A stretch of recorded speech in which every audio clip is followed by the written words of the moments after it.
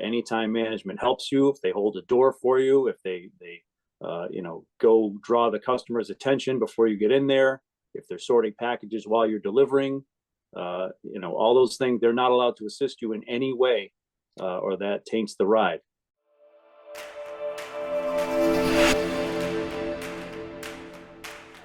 The facts, dates, and events presented in this video are from the member's best recollection and may not be fully accurate. This video is intended for entertainment purposes only. Always consult with your local union about your rights and duties at your workplace. The opinions shared on this video are our own and do not necessarily represent my employer's positions, strategies, or opinions. All views shared are protected under the National Labor Relations Act. What is going on, everybody? So today I have Sean Williams out of Local 71 in Charlotte, North Carolina, and Greg Kerwood out of Local 25 in Boston, and we're going to be talking about OGS rides along with some of the new language and, try to help prepare people because OGS rides are going to be on the rise. I've had plenty of them. I'm sure these two gentlemen here have had plenty of them as well, so we're going to pass down the knowledge we've gained over the years. So let's get right into it. Greg, we're going to kick off with the new language. What's some of the new language dealing with OGS rides? The major part of the new language is that the company is now required to give you 24 hours notice prior to any ride.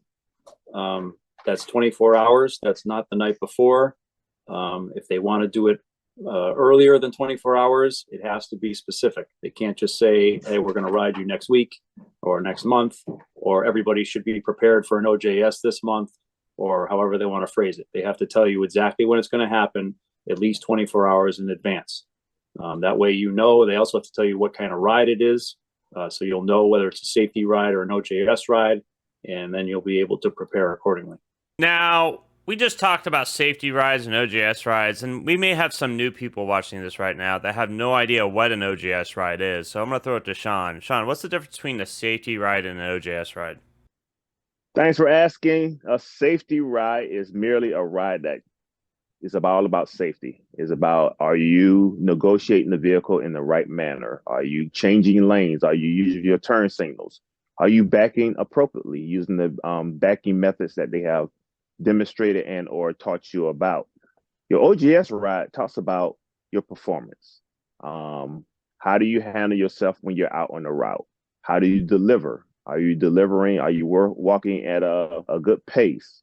Are you selecting packages in the right area? Are you moving those areas up? Are you delivering air and ground together? Are you delivering air on time? Do you have your methods all together when it comes to delivering? That's what the OGS ride is about. So we're talking about OGS rides, and as Greg said, you have a 24-hour notice. Now, Greg, how do you prepare for an OGS ride?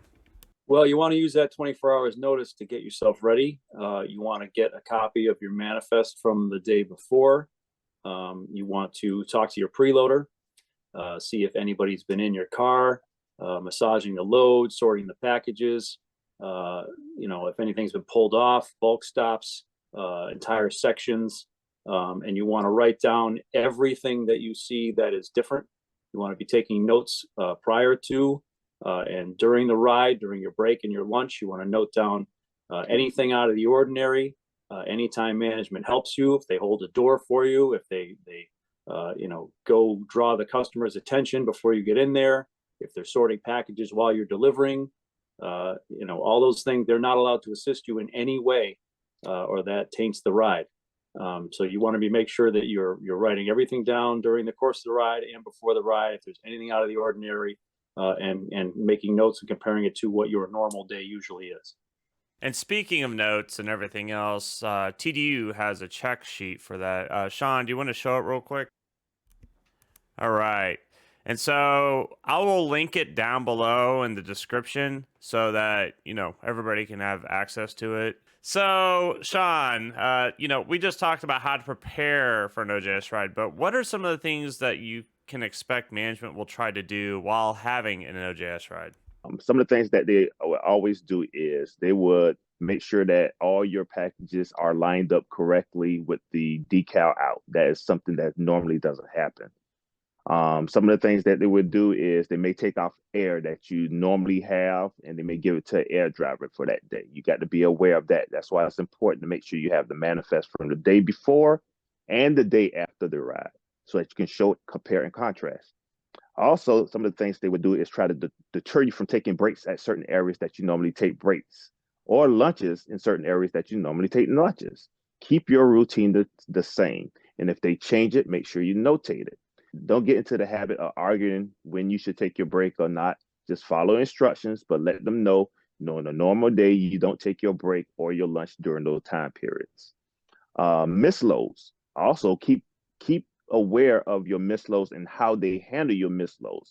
And if it's different from that day than any other day that you normally do, those are things you take notes to as well. Make sure management doesn't help you in any way. And that goes with over 70s that you may have on your vehicle.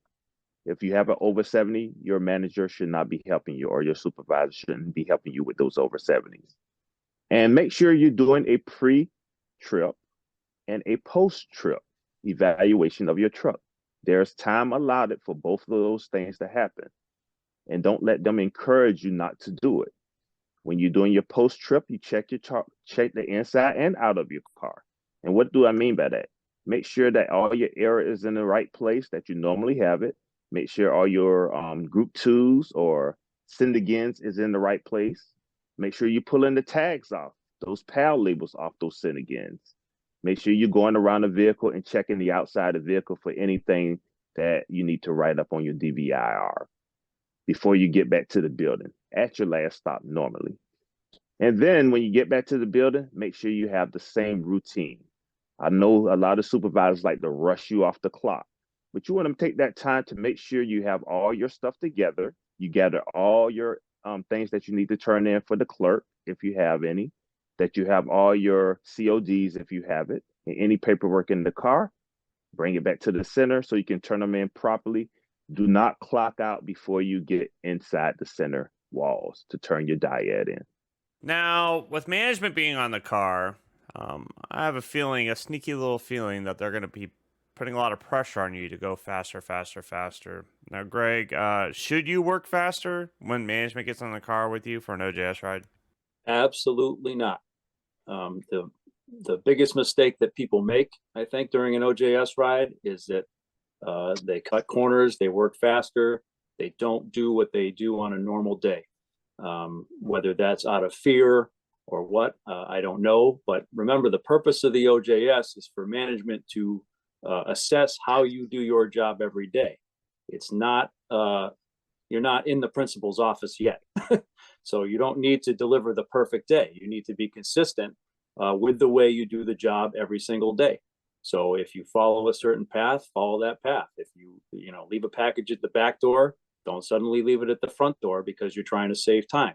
Do the job the same way every single day, follow the methods, and then an OJS won't be an issue.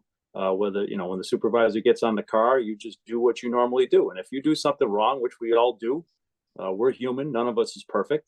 The purpose of the ride is for them to simply correct that behavior. And so that's, it's not something to shy away from or be afraid of. The other question that comes up is, can management discipline you when you have one of these rides? No, management should not be. It should not be a disciplinary manner for situation for OJS rides. OJS rides is just to check and see what are you doing, how could they help you perform your job better, and just to watch your routine. There's something else new in this language, and that's talking about the meeting after the ride. Can you explain that, please? Yes, so we have new language now that requires a meeting to be held with the member and the steward and the supervisor to go over the ride. Sean and I both alluded to what an OJS ride is supposed to be, but let's be frank, it's used as a tool of harassment, and we all know that. So this meeting is something that allows us to sort of turn the tables a bit. It may seem counterintuitive to people to want to have a meeting with management over your OJS, but the reality is, especially if they're going to start OJSing large numbers of people in your center, you want to hold them accountable to this meeting. That meeting will be held with you and your steward on the clock, and it should be a pretty lengthy discussion. If management has issues they want to go over, you should have issues that you want to go over, and make sure that it's a thorough and long meeting, and that it sort of discourages them from using this OJS as a harassment tool, and doing it across the board for everyone. All right. So if you have not done so already, follow Greg Kerwood's Facebook group, the 401k group. All right. Sean, is there anything you would like to share? Stay positive, everyone, and have a great 2024.